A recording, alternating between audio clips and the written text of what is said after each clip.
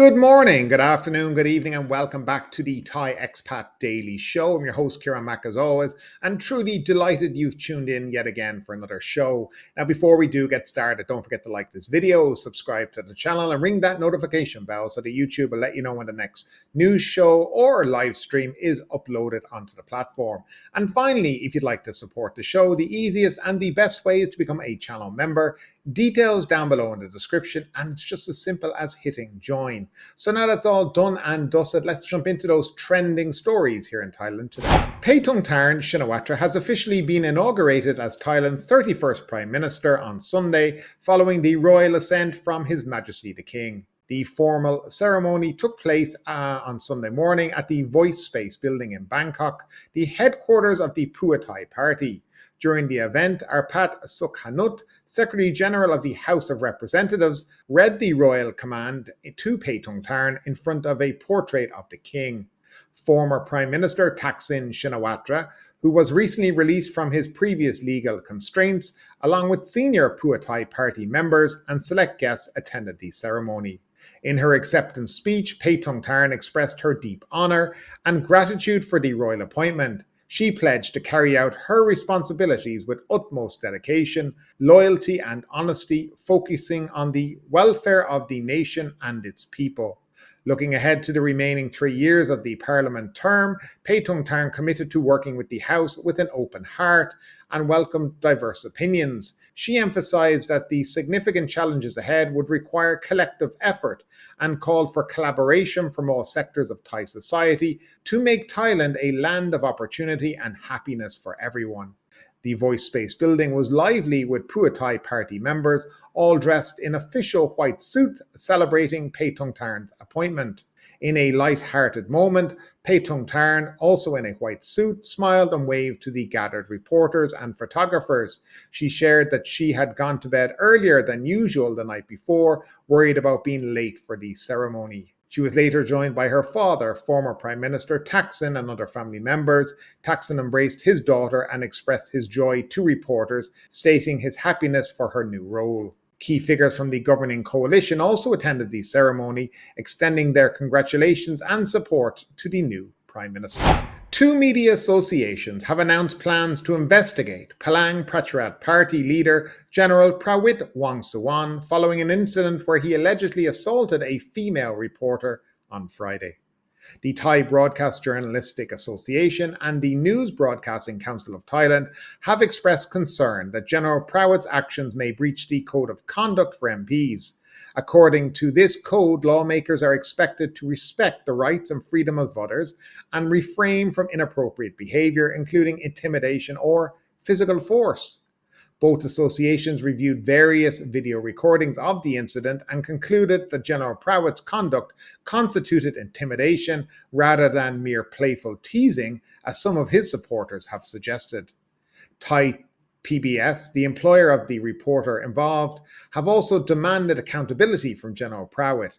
The network stated that military reporter Doangtip Yampop asked her questions politely and relevantly, fulfilling her professional duties. In the video, General Prawit is seen reacting angrily to a question about Pheu Thai leader Paetongtarn Shinawatra's endorsement as Prime Minister. After skipping a House session to attend a welcome event for Olympic athletes, General Prawit slapped the reporter on the head twice and repeatedly questioned her about the inquiry. Thai PBS condemned the mistreatment of their reporter, calling it unacceptable and damaging to the integrity of journalism. The network urged other media organizations to collaborate on measures to protect journalists. The Thai Journalists Association has also called for General Prawit to take responsibility for his actions. Now, in response, General Prawit reached out to the reporter later that evening, according to General Nat, an aide to the former army chief. General Nat stated that General Prawit did not intend to harm or intimidate the reporter and often engages in playful teasing with reporters he knows well. At 79, General Prawit is a list MP for Paetongtarn, but is also known for his sporadic attendances in House sessions, reportedly due to health issues. MPs receive a monthly salary of 113,560 baht, along with substantial medical, pension and other benefits. Like his fellow 2014 coup leader, Paetongtarn, General Prawit resides in free housing at the 1st Infantry Regiment in Pattaya, Bangkok, where he also chairs the 5-border province Forest Preservation Foundation. When asked about his frequent absences from Parliament, General Prawit suggested that those who wish to speak with him should visit him at the Foundation office. So we have the clip for you to have a look at, and we're going to roll that now. But my question to you, after you've seen it, do you think this constitutes mere playfulness, or is this actually assault, as many people are calling it?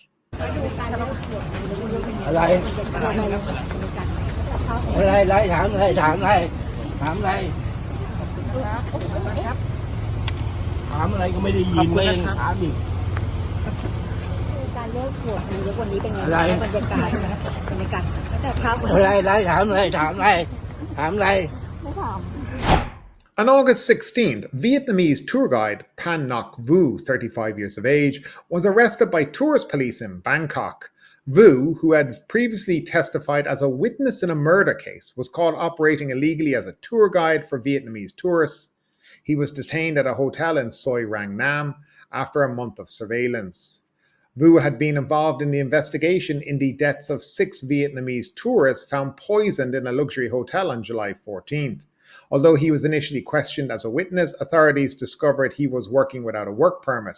In Thailand, tour guides is among 40 professions restricted to foreigners. Charged with operating an unlicensed tour business and working without a work permit, Vu has been transferred to the Pattaya police station for further legal action. In the poisoning case, Miss Charin Chong, a 56-year-old American Vietnamese, is the prime suspect, reportedly motivated by a substantial debt. Vu had been questioned about his connection to the deceased and his involvement in purchasing snake medicine, which tests shows did not contain cyanide. The Lumpini police station is awaiting forensic results to conclude this investigation. And finally, the sentencing of Swiss expatriate Urs Fer, known locally as Swiss David, is set for early September.